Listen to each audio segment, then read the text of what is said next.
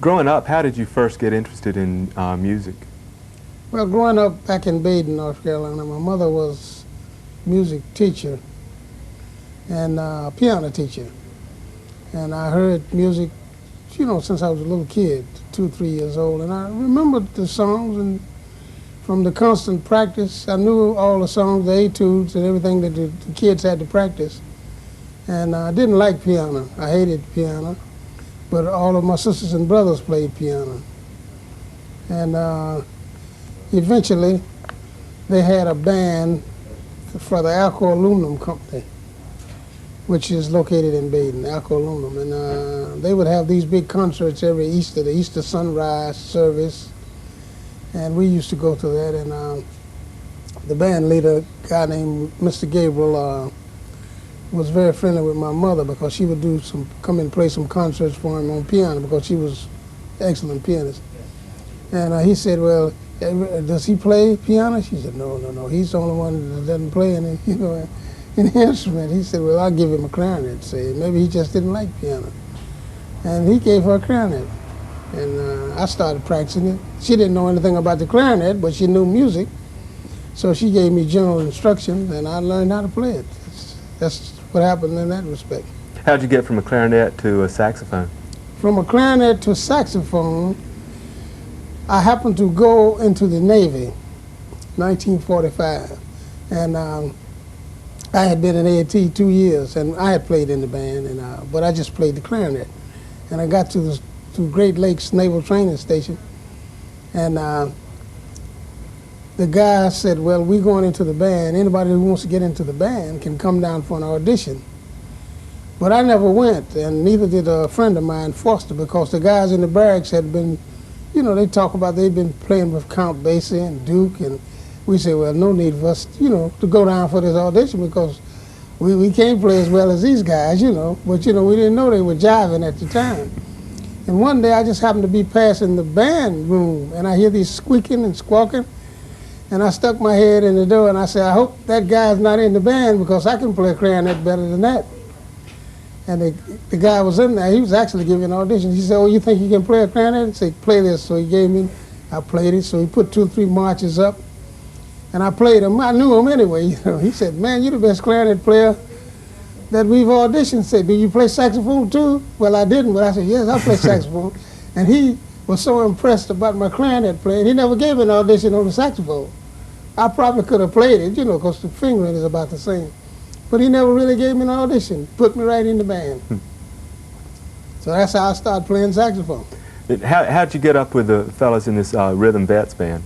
Oh, I met them at A&T. They were in the class above mine, so we met them at A&T just before they went to Chapel Hill in this B band.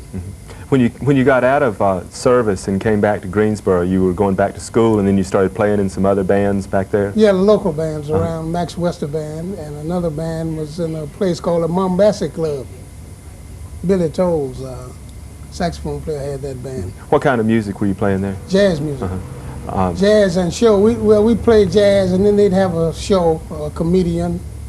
Nipsey Russell was there, living in Greensboro, and a few singers, and that's about it. What was it like playing clubs back then? Oh, it was much better than it is now. I liked it. It was nice, very nice. Yeah. You had an experience at the what club you call the One Way Out Club in Burlington once. Do you remember that? Oh yeah, they had one door to get out, and they had a fight, and the guy stood at the door with a shotgun, and nobody could come through the door. Okay, let me interrupt a little bit. So how did you like playing in the clubs? I really liked playing in the clubs in Greensboro because being a young fella just back from the Navy, I never had that experience. And when I got the chance to play in these clubs, you know, with comedians and these interpretive dancers, you know, would take off this, I never saw that before, so it was very, very interesting to me as a young kid. Do you remember how you got hooked up with this movie production? Well, we got hooked up with the movie production because the guy that was producing it needed some musicians that could read the score, and he didn't have any down in Greenville. So he sent to A&T to get this band to come down. Now, I wasn't in the rhythm vets. They were a little older than I was, but one of the alto players was sick and couldn't make it, so they got me to fill in for him. And you saw a recording machine down there. Do you remember, had you seen recording machines before? I had never seen a tape recording machine before. In fact, I have never seen a recording machine, period. I thought they made records on just like the hard surface. I didn't know they put them on tape, you know, and then they make a master and stuff like that. I didn't know that. So did you ever see this movie when it first came out? The movie I never saw. I never saw the movie until last year when it was presented in Greenville. Yeah. What did you think of hearing yourself from so long ago? I thought that I sounded all right. When was it, 1947? 1947. I thought I was sounding very well. I could see that, you know, I was young and inexperienced, but I thought it was very well. How did you get from North Carolina to New York? I went from North Carolina to New York because Illinois Jackets band came through Greensboro, and it had Joe Jones, old Papa Joe Jones on drums. And I talked them in, somebody talked them into letting me sit in with the band. And they were impressed, and he said, boy, you should be in New York, you know. And I said, oh, not me. You know, I was afraid to really go. But I just thought about it, kept thinking about it, and eventually I decided, well, I'll take a chance and go up to New York to see what it's like. And I went up and I never came back. So what kept you up there? What happened when you got there? Well, the reason I stayed in New York, I was still a GI, and I went into a GI school, which, you know, gave me some subsistence. And I studied for about 6 months at the Dow Institute of Music. And during that time, I met a lot of musicians, made a lot of contacts, and I started getting work. So that you know, kind of solidified my economic position, so I stayed. You played with some pretty exciting musicians in New York in the early 50s. Some of those recording sessions, do you remember? Well, in the early 50s, I played with just about everybody that was important in the jazz category during that time. I played with the original modern jazz quartet, Bill Jackson, John Lewis, and Kenny Clark, and Percy Heath. You did some great sessions with Art Blakey. Art Blakey sessions were real great, especially the one at Birdland with Clifford Brown, Horace Silver, and Curly Russell. You've done, I guess, about 60 albums. Looking at the titles of the songs, it might be easy for someone to guess that you were really from the South.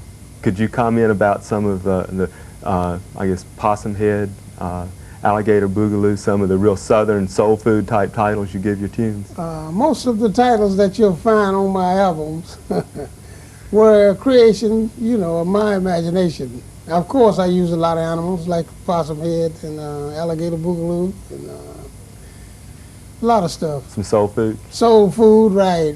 Gravy Train, all kind of stuff like that. We had a lot of original titles that, you know, just observations of mine from being in the South and especially the blues. Most of the blues titles, you know, are Southern oriented. You sing blues sometimes now. When did you start singing the blues? Oh, I started singing blues quite a long time ago, but I never put it on record.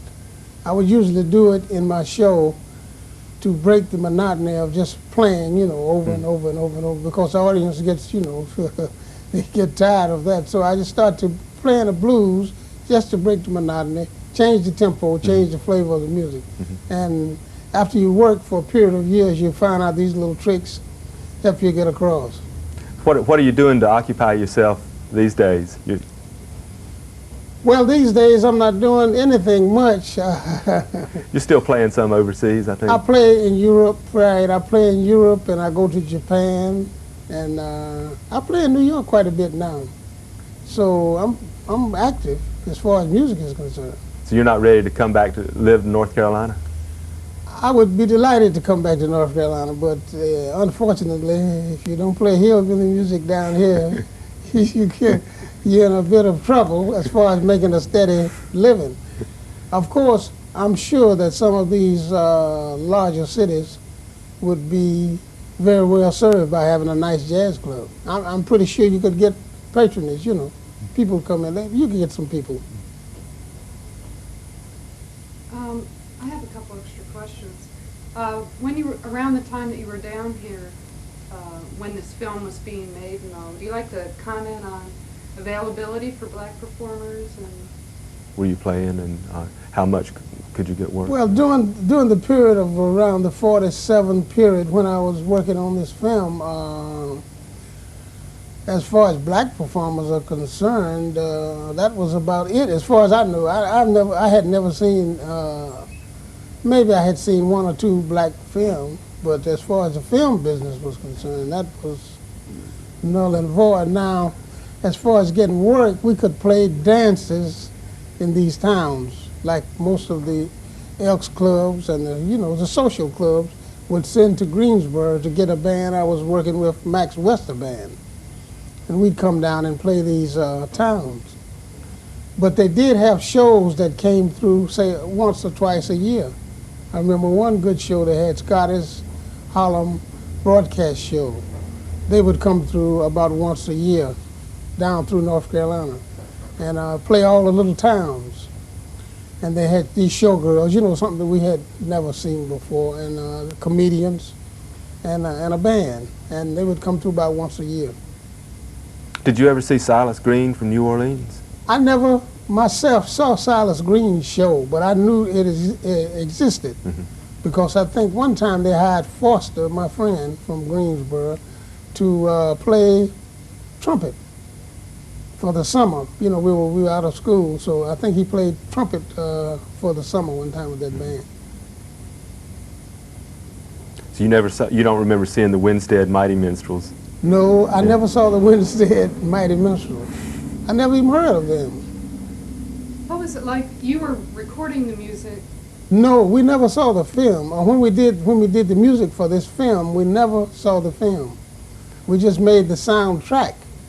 But weren't you looking at some film? No, we never saw any film at all. When we made this movie, we just played the soundtrack. We never saw the film. We didn't know the score. We didn't know the story. We didn't know anything. We just made a soundtrack, and that was it. Just the music. We played it, and we left. You know, several of the other fellas have been telling me about looking at bits of film, like they had some film of the dancers that you were trying. A lot of it was sight reading the score, but they were talking about seeing little bits of film. At one time, we might have looked at the film to get the same tempo that the music, but we didn't see enough of it to, for me to remember anything about it.